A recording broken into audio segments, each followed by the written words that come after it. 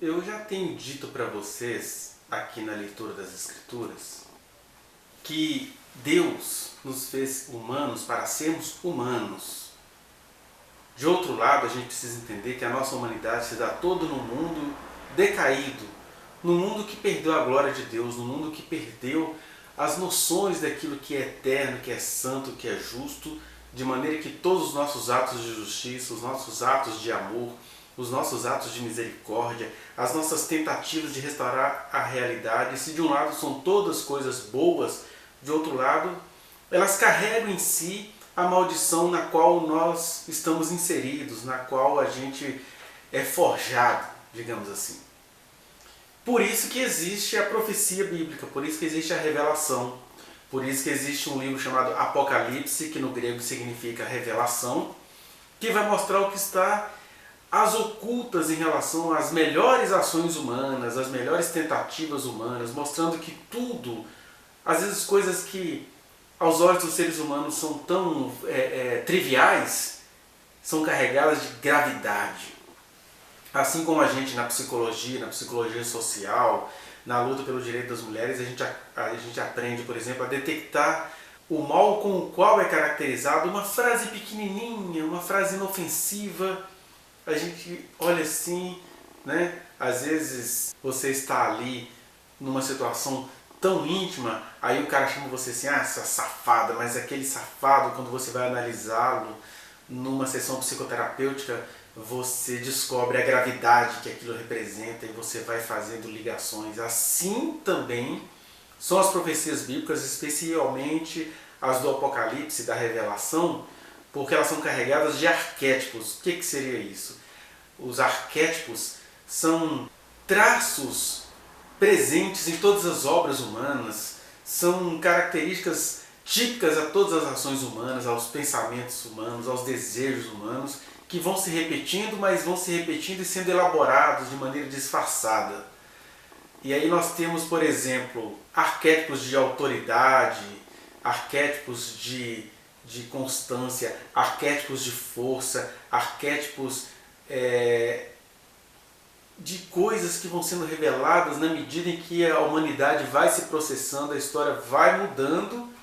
E mesmo assim, a gente está tendo aqui a visão dos arquétipos, porque, por exemplo, o João não viu carro, tecnologia, satélite, ele via as arquetipias, ou seja, o desejo de poder misturado com religião, misturado com a blasfêmia a Deus em meio à religião. Esses são os arquétipos mostrados no Apocalipse. O resto, Nostradamus faz um bom trabalho, os outros profetas, os videntes, os oráculos de Delfos fazem um bom trabalho. O arquétipo com o qual eu vou meditar com você aqui tem a ver com os arquétipos que são revelados pelo Evangelho, por aquilo que Jesus representa para nós, a novidade de vida, a transformação de consciência, a denúncia do que está por trás das nossas ações, atitudes, desejos e até por trás daquelas pessoas que a gente entroniza, né? Por exemplo, no caso do Apocalipse, um livro que ou ele é idolatrado por quem não o compreende, se eu não compreendo, eu quero ler. Por outro lado, ele é banalizado quando ele deveria ser examinado. Ele foi escrito para ser examinado, ele foi escrito para ser interpretado, ele foi escrito para ser discernido, conquanto nem sempre traduzido, mas discernido, quando a gente vai chegando perto, porque ele apresenta uma dinamicidade mosaica. O que seria isso? Ele já se apresenta para você cheio de partes soltas, aí na medida que você vai mexendo, né? Não sei se você já teve um mosaico, você vai mexendo assim, ele muda de posições, as coisas mudaram de posições, mas elas não deixaram de ser quem elas são. Elas mudam, a percepção muda, elas se adaptam, mas o material mesmo, ele está ali, ele mudou de posição, ele tem uma torção, mas não distorceu, né? De maneira que quando você torce alguma coisa, ó, vou pegar aqui um pequeno... Ó, quando eu torço esse papel, ele não deixou de ser o papel, ele só está torcido, mas ele não está distorcido, porque eu posso pegá-lo e dar outras nuances para ele, né? Posso usá-lo para fazer isso, posso usá-lo para fazer isso. Assim é a revelação que tem de ser interpretada no livro do Apocalipse. E aqui no caso, eu tenho lido a Palavra de Deus com a minha família, né? E a gente, quando eu estava lendo com os meus filhos e minha esposa, o capítulo 17, me veio uma série de coisas que tem a ver com o que está acontecendo no Brasil neste momento. Eu tenho dito que o Brasil, especificamente falando, está vivendo o seu passageiro, mas nem por isso menos verdadeiro período de um pequeno anticristo, né? Que não é mais, mas passou a ser por um curto espaço de tempo. A gente vem vivenciando isso, tanto por meio do presidente, quanto por meio do seu governo, coisas que eu vou mostrar para você no texto bíblico, porque qual é a dinamicidade do Apocalipse?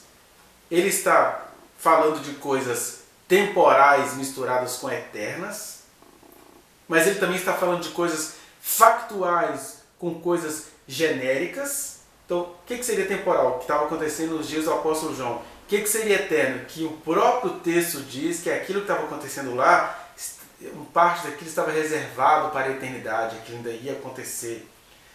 Quais são as coisas factuais? É o que está acontecendo agora. Tanto que aconteceu nos dias de João, quanto o que está acontecendo agora no Brasil. A gente, crente, deveria saber ler a palavra, interpretá-la, compreendê-la, como Martin Luther King fez, por exemplo, na sua luta pelos direitos étnicos e raciais nos Estados Unidos. Ele fazia lá o cântico espiritual, o negrino espiritual, com textos bíblicos que originalmente tinham a ver com Moisés, mas ele conseguiu aplicar aquilo no seu movimento pela igualdade racial estadunidense. Então aqui também a gente precisa abrir esses olhos, porque é aí que começa a nossa libertação. Isso que eu chamo de factual misturado com o geral, porque há coisas gerais que vão acontecendo lentamente no mundo inteiro, mas o fato, o que é factual, é que no Brasil, neste momento, é urgente que a gente leia esse texto com essa devocionalidade e com essa urgência que o texto pede. Por isso eu peço a você, antes da gente fazer essa meditação, que você dê o seu like, que você compartilhe este vídeo, se você entender que algumas pessoas precisam entender isso do ponto de vista da espiritualidade, da devoção a Deus. Peço a você que se inscreva neste canal, que aperte o sininho para você receber as notificações. E se você quiser conversar comigo no particular, para acrescentar alguma coisa, fazer alguma crítica bem amorosa, eu peço a você que vá nos lugares particulares das minhas redes sociais. Eu tenho aqui o Instagram, o Facebook e o Twitter, onde a gente pode se falar num desses meios que te for melhor. Ok? Então vamos à leitura e meditação do 17º capítulo da Revelação, do Apocalipse. Diz assim: Veio um dos 7 anjos, que tem as 7 taças, e falou comigo, dizendo: Vem, mostrar-te-ei o julgamento da grande meretriz, que se acha sentada sobre muitas águas. É interessante, por exemplo, que essa figura, a primeira figura que aparece, que é da grande meretriz. A grande meretriz é uma figura exatamente assim. No começo parece que se estava falando de Roma, que a tradição religiosa cristã evangélica prefere acreditar que agora tem a ver com a Igreja Católica, não tem nada a ver mais com a Igreja Católica, tem a ver, na verdade, com a prostituição da fé cristã e os reinos deste mundo. De maneira que a figura mulher em Apocalipse, uma hora fala da cidade que mata profetas, que é Jerusalém, representando o conservadorismo, a religião original, e em outros momentos vai falar da mulher dada a vinhos, a comércio de almas humanas, a exploração de povos, que a gente localiza logo como Babilônia, como se fosse a Babilônia antiga, ou um Rio de Janeiro, ou alguma coisa que você acha, você considera culturalmente abominável. Só que quando você vai lendo o texto, você vai descobrindo que essa mulher, na verdade, é a junção de todo o pecado da humanidade que vai sendo contaminado com a tradição, digamos assim, da fé cristã evangélica, de evangelho. As pessoas acham que estão promulgando o evangelho, que estão proclamando o evangelho, mas na verdade elas estão se misturando ao que há de pior. É isso que vai se configurando neste livro, essa figura da mulher. Se não, vejamos. E vá pensando como que isso tem acontecido no Brasil neste momento, onde a fé cristã, que acha que crê no Evangelho, está toda misturada com essa corrupção, com esse presidente da boca apodrecida, com esse tanto de gente que se diz cristão. Quem assistiu a CPI hoje já viu lá, Forças Armadas, não estou dizendo que são todos assim, mas muitos membros das forças de segurança deste país, polícia, polícia civil, forças armadas, estão todos patrocinando uma coisa horrível dentro do Ministério da Saúde, misturados com o reverendo não sei das quantas, com o pastor não sei das quantas, com Silas Malafaia, conselheiro, ou seja, essa é a grande mulher que vai se configurando. Você acha que ela tem a ver só com prostituição, mas ela tem a ver com essa mistura de prostituição com religião, tá entendendo? Com uma boa moral reputada às Forças Armadas, por exemplo. Então, eu vou localizar, factualizar o texto, tá? Deixando claro que ele tem um destino, ele tem questões temporais e eternas, questões factuais e gerais. E essa dinâmica o tempo inteiro é esse mosaico. Mas como o Espírito de Deus nos habita, a gente tem a obrigação de discernir aquilo que, conquanto tenha um caráter eterno, como está aqui em Apocalipse, também nos é um convite para discernirmos o nosso dia, o tempo chamado hoje, porque o texto pede toda hora para a gente o discernir, ok? Então, continuando. A grande meretriz que se acha sentada sobre muitas águas, que o próprio texto vai dizer lá na frente, que são os muitos desejos humanos de todo o povo, tribo, língua, nação, os desejos que são tão desejos pessoais quanto resultado de muitas tradições culturais e espirituais, né? Versículo 2. Com quem se prostituíram os reis da terra, e com o vinho da sua devassidão foi que se embebedaram os que habitam na terra, porque a maneira mais sutil de se cair no pecado é quando você o enverniza ou maqueia com ideias devocionais. O que a gente acha assim, não, eu nunca vou cair nessas prostituições, mas a grande prostituição, a grande blasfêmia é você transgredir, você apodrecer as verdades eternas por meio de práticas religiosas. Por isso que ela se chama de meretriz, ou a diva, a grande prostituta, no sentido de que é uma mulher, tem característica de mulher, tem a tradição da pureza, tem a tradição de gerar vida, tem toda a tradição que a gente reputa muito boa às mulheres, mas se misturou com o comércio, transformou a sabedoria em esperteza, transformou a ética em devassidão e por aí vai, né? É a religião misturada com a loucura para a qual a humanidade caminha. Então, transportou-me o anjo, versículo 3, em espírito a um deserto e vi uma mulher montada numa besta. Está vendo? A grande meretriz, uma mulher montada numa besta escarlate. Se você for ao capítulo 3, você vai ver que a besta, o anticristo, ele está possuído por um dragão escarlate de 7 cabeças e 10 chifres. E aqui essa mulher agora está montada, ou seja, é a igreja, a cristandade, a fé pegando carona em Satanás. É disso que o texto está falando. Ó. Montada na besta escarlate, besta repleta de nomes de blasfêmia, com 7 cabeças e 10 chifres. Se você for olhar o conjunto das bestas, né? Primeiro você tem um dragão de 7 cabeças e 10 chifres.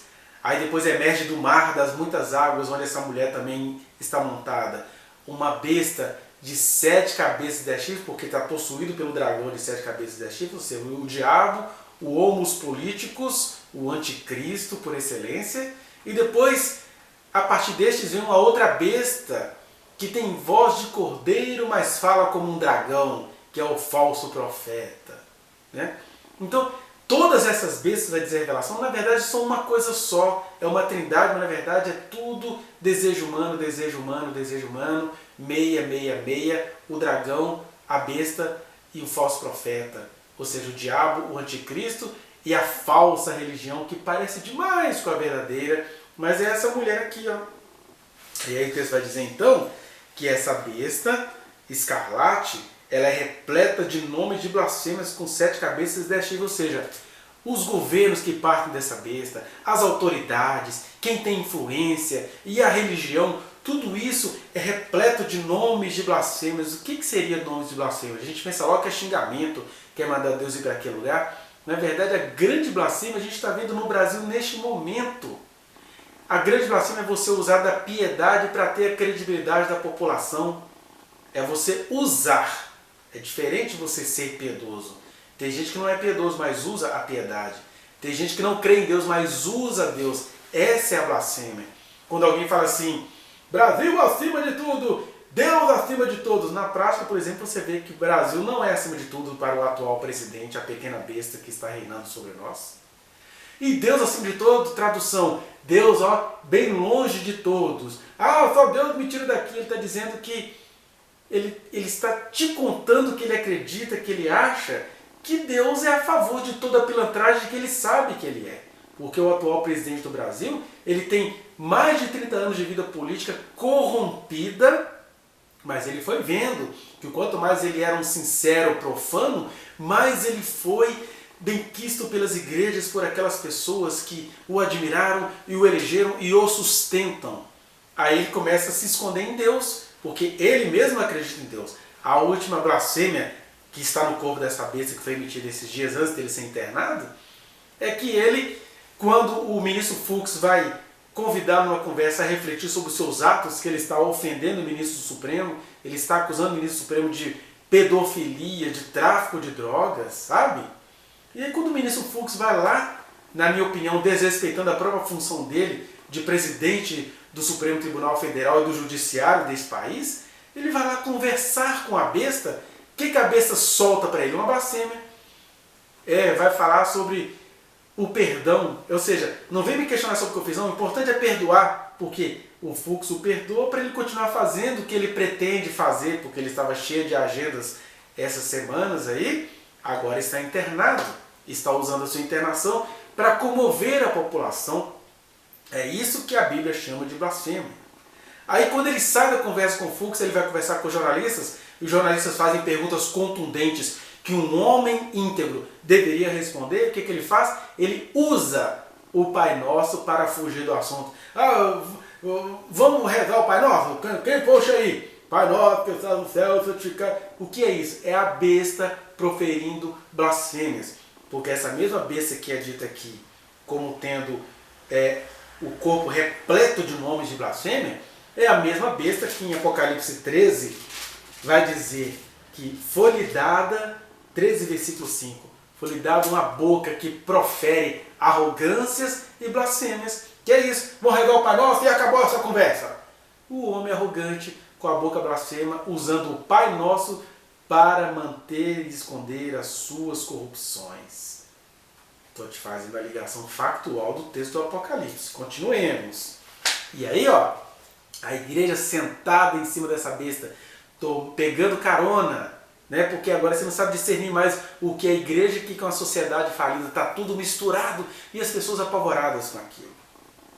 Achava-se a mulher vestida de púrpura e de escarlata, adornada de ouro, de pedras preciosas e de pérolas, tendo na mão um cálice de ouro transbordante de abominações e com as imundícias da sua prostituição. Eu poderia falar tantas coisas aqui que as igrejas vêm encobrindo, mas eu diria o seguinte, resumindo para os nossos dias, essa mulher que se tornou meretriz, que topou tudo para ficar no poder, que é isso, a mulher em cima da besta com o corpo cheio de blasfêmia. Para a igreja cristã, no geral, estou falando aqui de generalidades, só existem dois pecados. O aborto daquela mulher pobre que por desespero quer tirar a vida do serzinho e que a justiça está tentando resolver esse problema, mas isso é pecado abominável para a igreja. E o sexo das pessoas gays, as homossexualidades, as homoafetividades, tudo é abominação e tem gente que já vai parar de ver o vídeo neste lugar. Aí, isso é pecado para a grande meretriz, porque pilantragens, aquele tanto de pastor fazendo comércio de almas humanas, o pastor Valdemiro vendendo feijão para curar Covid, o filho do pastor R.R. Soares fazendo uma lei para o presidente perdoar 1 bilhão de dívidas das igrejas, para ser bonzinho, foi mais?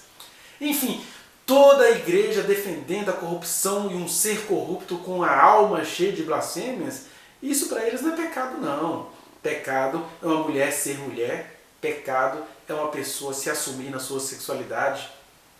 Essa igreja que rejeita a exercer a misericórdia.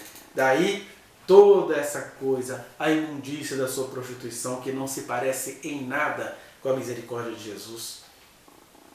Na sua fronte achava-se escrito um nome, um mistério. No caso da mulher, né?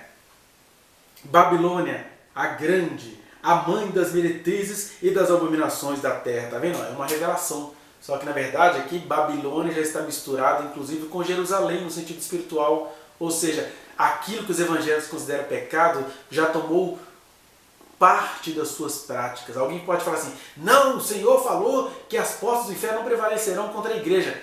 A igreja está nesta mulher, mas essa mulher não é mais a igreja. Ela se tornou a grande meretriz e será punida nisto, será purificada nisto. Né? Então olha só. Então vi a mulher embriagada com o sangue dos santos. Tá vendo? Você vê que, se você for olhar direitinho, tanto a Babilônia antiga quanto Roma não maltratou os povos sobre quem eles dominavam, não.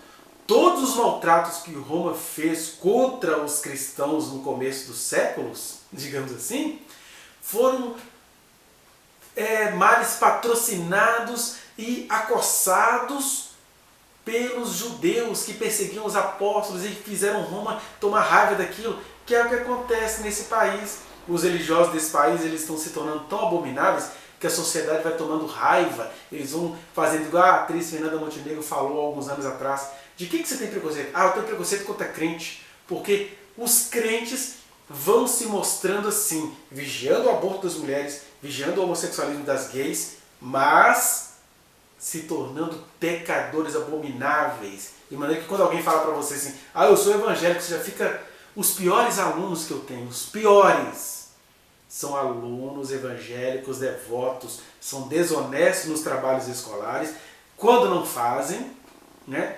Fazem todas as falcatruas, depois querem pregar para você, a maioria nem sabe que eu sou crente, digamos assim, acham que eu sou um ateu que estou lá para atrapalhar a religião deles, e ao mesmo tempo que são péssimos alunos e alunas, entendeu? Para você ver o nível de meretrício da igreja neste momento da história. Então, aí ela está lá embriagada, enfeitiçada com o sangue dos santos e com o sangue das testemunhas de Jesus, porque engraçado, eu sou visto como ateu, abominável e herege por gente que diz crer em Jesus. São manifestações particulares da grande meretriz. Continuemos. Quando a vi, admirei-me com grande espanto, porque assim, como que é isso? É o que o Brasil está perguntando. Como é isso? Esse tanto de crente envolvido nessa falcatrua toda, neste governo corrompido. E aí, continuando. O anjo, porém, me disse, por que te admiraste? Dir-te-ei o mistério da mulher e da besta que tem as 7 cabeças e os 10 chifres e que leva a mulher. A besta que viste era e não é. Está para emergir do abismo e caminha para a destruição. Então nós temos aqui o primeiro arquétipo do espírito do anticristo. É aquilo que Paulo Coelho diz em uma das suas músicas gravadas por Raul Seixas, né? É o início, o fim e o meio. É a besta, é o Satanás. Ou seja, ele não era, era e não é. Está para emergir do abismo. Ou seja, é uma coisa que não existe mais, foi derrotado pelo sangue de Jesus, mas que vai emergir do abismo, mesmo emergindo e tendo grande poder, qual que é o destino? Caminha para a destruição. Assim é com a besta no sentido amplo, assim foi com as bestas que já não estão mais, e assim é com o presidente deste país, Jair Messias Bolsonaro. Ele já é um ser derrotado, é só você olhar o seu histórico militar. Mas aí ele emerge e vem com essa intensidade e deixa a noiva toda iludida se tornando uma grande meretriz, mas está destinado à destruição. Eu não sei como isso vai acontecer, mas isso que você vê ali no Palácio do Planalto tem esse valor assombroso nas visões do apóstolo, nos arquétipos que ele está tentando nos mostrar. Continuemos. E aqueles que habitam sobre a terra, cujos nomes não foram escritos no livro da vida desde a fundação do mundo, é um mistério que eu não vou entrar aqui com você agora, mas só mostra o seguinte: tem gente que não está nem aí para Deus, porque não vai sentir falta de Deus, a gente não tem que brigar com essas pessoas, né? Então, se admirarão vendo a besta que era e não é, mas aparecerá. Aqui está o sentido que tem sabedoria. Qual é o sentido que tem sabedoria? 3 coisas que ele vai falar. Primeiro, as 7 cabeças são 7 montes nos quais a mulher está sentada, que no caso seriam 7 montes lá do Império Romano, mas que para nós aqui representam 7 intensidades de autoridades, né? Porque ele vai dizer, são também 7 reis, falando de gente que foi eleita, presidentes, etc., dos quais caíram 5, um existe, o outro ainda não chegou, e quando chegar, tem de durar pouco, porque todo anticristo, seja o bolsonarinho do Brasil, seja o imenso que virá, ele tem esse destino. Ele vem com imponência, mas tem de durar pouco. O pouco só Deus sabe dizer, só dizer o seguinte, olha, você acha que isso não tem fim? Isso vai acabar, porque isso tem de durar pouco. Pode ter prosperidades temporais, mas veio para ser derrotado, é o que o texto vai dizendo. Né? Aí o segundo aspecto da sabedoria que ele diz lá em cima, e a besta, que era e não é, também é ele o 8º rei e procede dos 7. E aí você pode fazer um estudo teológico para você descobrir o imperador romano que mais massacrou a igreja naquele período, mas isso aqui é uma profecia, ele está falando para tempos eternos, senão não estaria na nossa Bíblia também, ok? A gente fica sabendo aqui então que, conquanto ele fala aí de reis romanos, daquele período do João, ele está dizendo de questões eternas, e ele vai dizendo o seguinte, olha, são esses reis, mas na verdade, o 8º rei é só a junção desses reis todos, é o que diz o texto aqui, ó. Era e não é, também é ele o 8º rei e procede dos 7, ou seja, a besta, seja ela histórica, temporária ou a besta eterna, o grande anticristo, ele na verdade é uma figura do qual os outros vão sendo apenas predecessores. Ou seja, aqui a gente também pode até entender que o Bolsonaro não é o anticristo, mas com certeza ele é um desses que vai culminar no grande anticristo. Né? Conforme outros vídeos que eu tenho no meu canal, eu sugiro que você procure aí uma playlist chamada Contra Bolsonaro e seus Espíritos. Todas essas reflexões que eu faço mostrando que Bolsonaro é um anticristo, está lá. Um anticristo. Atenção, teólogos de plantão. Por quê? Jesus, o apóstolo Paulo, o apóstolo João, todos eles disseram que muitos anticristos viriam. Anticristos, ou seja, são esses reis aí que vão culminar no 8º rei, ou seja, no último, no grande fechamento, mas que o próprio Bolsonaro, por exemplo, ele é o nosso 8º rei do momento, porque ele é o cúmulo de muitas corrupções que vêm acontecendo tanto na política quanto na religião. Tanto na besta de 7 cabeças e 10 chifres, quanto na meretriz que se assentou em cima disso. Estão assentados, né? Vai vendo aí as obras de Silas Malafaia em pleno governo Bolsonaro. Então, ó, não percamos a interpretação. E todos eles, vai dizer o versículo 11, caminha para a destruição. Esse 8º rei que representa todos, caminha para a destruição. Terceira sabedoria, que vai dizer no versículo 9, agora versículo 12. Os 10 chifres que vistes são 10 reis, os quais ainda não receberam reino, mas recebem autoridade como este, como reis, como a besta durante 1 hora, ou seja, é uma autoridade passageira, mas eles têm um poder na mão. Vamos trazer isso para o Brasil. Lembre-se de nomes como Ricardo Barros, que prossegue aí governos, foi um eminente ministro da saúde, corrompido no governo Temer, e agora é o homem que Bolsonaro protege, deu a ele uma autoridade de rei, de presidente. Bolsonaro, neste momento internado, não delata o deputado Ricardo Barros por trás de toda a corrupção que a CPI da Covid está descobrindo no Brasil. É isso que o texto está chamando de chifres. É gente que não é o presidente, que não é o rei, mas tem uma autoridade infinita. Eu colocarei aqui o deputado Ricardo Barros, o pastor Silas Malafaia, outros mais discretos, mas mesmo assim poderosíssimos como o bispo Macedo, né? Gente ali que vai ficando às ocultas, aquele evangélico que foi no Congresso zombar do Congresso, né? Wizard, é o Carlos Wizard, pois é, um homem bilionário, corrompido, um chifre que mantém esse governo como está. É gente que não tem dó da gente, né? Eu fico olhando, por exemplo, os senadores, eu até anotei umas coisas aqui para a gente ir se lembrando, ó. Por exemplo, Você pega o pastor Silas Malafaia, olha como é que ele é um chifrinho. Grandes corrupções descobertas no governo Bolsonaro. O Malafaia grava um vídeo: por que Bolsonaro é o presidente mais rejeitado de todos os tempos? Mentira! A ex-presidente Dilma foi rejeitada por muito menos, mas está lá o pastor gravando vídeos. Aí ele vai lá e mostra algumas prosperidades ministeriais do ministro do Turismo. No governo Collor foi criada uma lei maravilhosa, que é o Estatuto da Criança e do Adolescente. Isso não quer dizer que o governo Collor era uma maravilha, né? O Bolsonaro pode ter lá um ministro do Turismo bonzinho, mas olha só quantas podridões escondidas, inclusive podridões da ministra da Família, Mulher e Direitos Humanos, envolvidos em muitas corrupções junto com a esposa do presidente, a ministra Damares Alves, né? Que enquanto ela estava lá falando mentiras horrorosas contra os governos petistas, até insinuando que o governo patrocinava a masturbação de bebês, essa coisa toda, distribuía mamadeira com bico parecido com pênis, conhecido como mamadeira de piroca, enquanto, no período que ela fazia essas coisas, ela estava lá de treta de casinho com um pastor, a grande meretriz dos nossos dias, o grande e excelente espírito de Jezabel, porque foi tão perfeito que os evangélicos nem perceberam e nem percebem.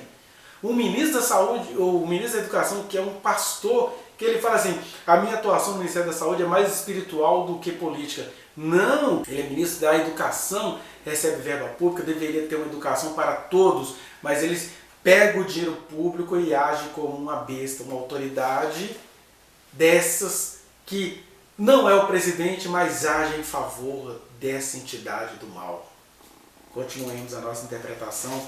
Se você quer discernir, se não quer, morra na sua falta de discernimento, mas quem quer discernir e viver, discerna aqui comigo.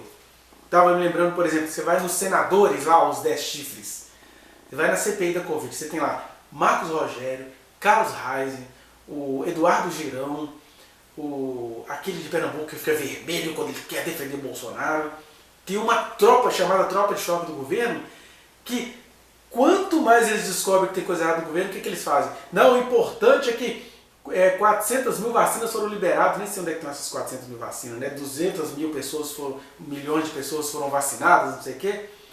Aí eles mostram isso para te esconder o quê? Que durante o ano passado todinho o presidente zombou da vacina, zombou de quem morria de Covid, zombou da vacina da China, zombou de tudo, ao mesmo tempo em que membros do seu governo, os chifres do seu governo, estavam negociando insistentemente vacinas que nem existem, como aquela da Covaxin, que é o que a CPI está mostrando. Ou seja, isso é o Apocalipse mostrando a prostituição desses entes políticos, como esses senadores tropa de choque e o pastor Silas Malafaia, e a percepção cega da igreja, que está embriagada com suas muitas feitiçarias, achando que uma hora Deus vai resolver isso. O grande problema que Deus quer resolver, porque estes ele vai resolver. O grande problema que Deus quer resolver é o seu coração, é você buscar discernimento nele. Continue aqui comigo, ó. Então tem o Flávio Bolsonaro também, né, o grande bandidão, né, o bandido, ele vai lá na CPI atrapalhar as investigações. Não, cala a boca, é importante que o povo está sendo vacinado, para encobrir o fato de que o papaizinho dele, hoje internado, atrapalhou em muito a compra de vacinas. E para isso ele trocou de ministro 4 vezes, né? Mandou o mandante embora, mandou o Taish embora, deixou estrategicamente o Pazuello como interino enquanto todas essas coisas que a CPI está descobrindo aconteciam. Aí, para jogar a culpa no bode expiatório, ele botou o Pazuello, ó, 4 movimentos. Aí depois, quando ele viu que o Pazuello já foi útil e que a coisa ia cair contra o Pazuello, ele manda o Pazuello embora e chama um outro chifrinho fiel a Satanás, chamado de ministro Queiroga, que está ali para quê? Ele vai vacinar, depois ele vai sair como cara, eu vacinei o povo. Vacinou atrasado, nós estamos aí com quase 550 mil mortes por Covid-19 e quase 20 milhões de pessoas contaminadas com as suas sequelas, quase 20 milhões com as sequelas. Você conhece alguém que tem sequelas da Covid? Você sabe do que eu estou falando. Então, são esses que não são reis, mas têm autoridade de reis e sustentam a besta, né? E fica lá o bandidão, o filho do presidente, falando as coisas que quer, porque todos esses homens estão protegidos de mim, de vocês, estão protegidos por uma equipe médica. Olha, o presidente passou um mal, teve gases, fezes, soluços, etc. E está sendo tratado. Aí ele zomba de você, que se tiver uma Covid, de repente, não tem aonde se tratar. Aí continua o versículo 13. Tem estes, olha a característica deles, tem estes um só pensamento e oferecem à besta o poder e a autoridade que possuem. Exatamente esse servilismo do servo de Bolsonaro, dos políticos ao pastor Silas Malafaia e companhia. Eles têm um só pensamento. Qual é o pensamento? Vamos proteger o presidente, né? Nise Yamaguchi e tanta gente boa, parecia tão boazinha, mas eles têm uma vontade sórdida. Protegerem a grande besta, possuída pelo dragão e cavalgada pela mulher, a igreja das prostituições. Aí, ó, continuemos. Pelejarão eles contra o cordeiro, porque essa que é a coisa. O Malafaia não vê que quando ele está protegendo o Bolsonaro, ele está pelejando contra o cordeiro. O Carlos Reiser e esse povo todo que quer proteger esse governo anti-ciência, eles não veem que eles estão pelejando contra Deus que nos deu o conhecimento e quer que a gente clame a Ele para que a nossa ciência avance. A gente que não tem dó do país, pelejarão eles contra o Cordeiro e o Cordeiro os vencerá, graças a Deus. Pois é o Senhor dos senhores e o Rei dos reis. Vencerão também os chamados eleitos e fiéis que se acham com Ele. De maneira que se você está estranhando todas essas coisas que eu estou te relatando aqui, estranhando neles, se você está vendo a CPI quem são os mal intencionados, se você está vendo a CPI que os que querem informações para o nosso bem, você anda com o cordeiro. Eu acho bonita essa descrição do Apocalipse, né? Porque é esse contraste. É uma besta de 7 cabeças e 10 chifres, tem imponência de aparência. Versus o cordeiro, parece fraco. Mas é o Todo-Poderoso Eterno, mas é porque o Cordeiro significa amor, carinho, paciência. Essa força do Cordeiro, que não tem aparência, é infinitamente maior do que essa imponência da besta, da mulher que a cavalga, seja andando aonde o diabo quer, seja tendo autoridade sobre a besta, o anticristo. Né? Aí, falou-me ainda, as águas que viste, onde a meretriz está assentada, são povos, multidões, nações e línguas, mas aqui é um arquétipo. São esses povos todos com a sua tradição, com a sua cultura, com as suas invocações, né? E aí, os 10 chifres que viste e a besta, esses odiarão a meretriz. Olha a armadilha que a igreja está caindo. Porque essa igreja que está cavalgando o dragão, que está cavalgando a besta, as 7 cabeças, os 10 chifres, essas montanhas todas, uma hora vão falar assim, para que esse povo me serve? É o fim de Malafaia. Porque essas pessoas todas que estão se utilizando disso, é claro, gente, tem gente que passa por isso temporariamente. Eu posso citar como exemplo a Joyce Hasselman, assim, ainda pode ter 1 milhão de questionamentos sobre o caráter dela. Mas ela provou que é a ovelhinha de Jesus, porque ela foi lá, ajudou o Bolsonaro a ganhar, ela ajudou o Bolsonaro a agir contra o movimento das mulheres, ele não, ela ajudou um monte de coisa, mas quando ela percebeu a trama familiar, ela se opôs ao governo. Então, ela, que poderia estar hoje fazendo parte da igreja que cavalga, ela está fazendo a parte da igreja que está apontando, não, isso está errado, isso é o inferno, as portas do inferno não vão prevalecer contra nós. Então Deus vai recompensar a Joyce Hasselman, Deus vai recompensar o falecido Major Olímpio, que estava desconfiando e saiu fora, o falecido Gustavo Bebiano. Então são pessoas que vão se mostrando ou Igreja de Jesus ou admirando o caráter da Igreja de Jesus. E não dessa meretriz que parece igreja, mas não é. Mas carrega muitas características de igreja. Continue aqui comigo que você vai ver. Olha, e aí o que acontece? Esses caras, quando a igreja deixar de ser conveniente para eles, eles vão odiá-la. E aí é que vai vir uma coisa ruim. Porque quando a perseguição vem contra essa igreja, ela acaba atingindo aquela parte da igreja que não estava prostituída com essa gente. De maneira que a perseguição da igreja é produzida por ela mesma na sua falta de discernimento e acaba recaindo sobre o sangue de justos e profetas, que são aqueles que estavam resistindo a essa prostituição toda. Entende? E aí a farão devastada e despojada, e lhe comerão as carnes e a consumirão ao fogo. Quer dizer, de deleite passam, agora que nada, nós vamos te devorar, porque em seu coração incutiu Deus, que realize o seu pensamento, e executem a uma, e deem à besta o reino que possuem, até que se cumpram as palavras de Deus. A mulher que viste é a grande cidade que domina sobre os reis da terra. E a grande cidade que domina sobre os reis da terra, ela pode ser tanto vista como uma versão moderna da Babilônia, com suas muitas feitiçarias, quanto uma versão moderna da Jerusalém, que mata profetas e justos e persegue verdadeiros cristãos. São arquétipos, não é nada de antissemitismo aqui. São arquétipos. Babilônia e Jerusalém se confundem na iniquidade. Mas onde que eu quero chegar?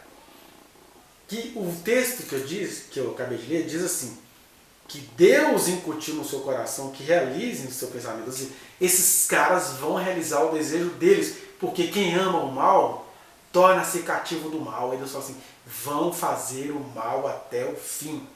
E isso até quando o cara está morrendo. Olha só, olha o que eu vou ler para você, a frase de um cara que estava quase morrendo ontem e o que ele me posta na sua rede social. Olha só, isso aqui é uma postagem do Instagram do presidente Jair Messias Bolsonaro. Aí ele está aqui com aquela foto que ficou famosa, não sei se você consegue vê-la daí, ó. Tá o presidente deitado como um Cristo cheio de aparelhos, com a cara que você não sabe se ele está rindo de prazer ou se tá... Seja como for, é a imagem. A característica do governo da besta em Apocalipse 13 é a imagem. E aí debaixo dessa imagem, o que nós temos aqui? Ó?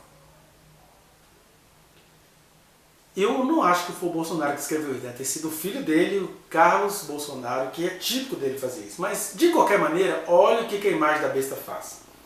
Mais um desafio, diz a imagem. Consequência da tentativa de assassinato promovida por um antigo filiado ao PSOL, braço esquerdo do PT, para impedir a vitória de milhões de brasileiros que queriam mudanças para o Brasil.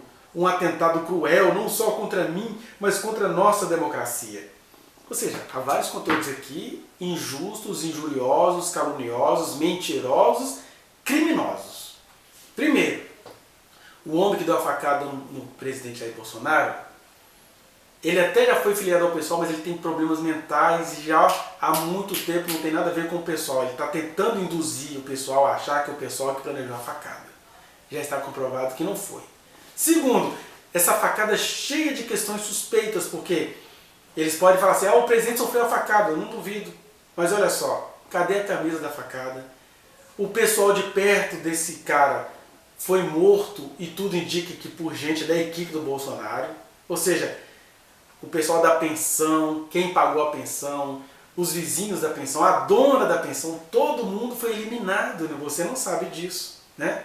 Se você tivesse tomado uma facada, você não ia querer guardar a camisa, sua prova? E a Joyce Hasselman, que saiu daquela prostituição de montar na besta e agora está discernindo as coisas, disse que semanas antes o presidente tinha falado para ela que ele entendia que se ele ganhasse uma facada, ele iria ganhar aquelas eleições. Ou seja, ele estava sentindo que estava perdendo e precisava de uma facada. Não estou dizendo que a facada foi mentirosa, estou dizendo que a origem dessa facada é espiritual, tal qual o Apocalipse 13, do 1 ao 5, mostra.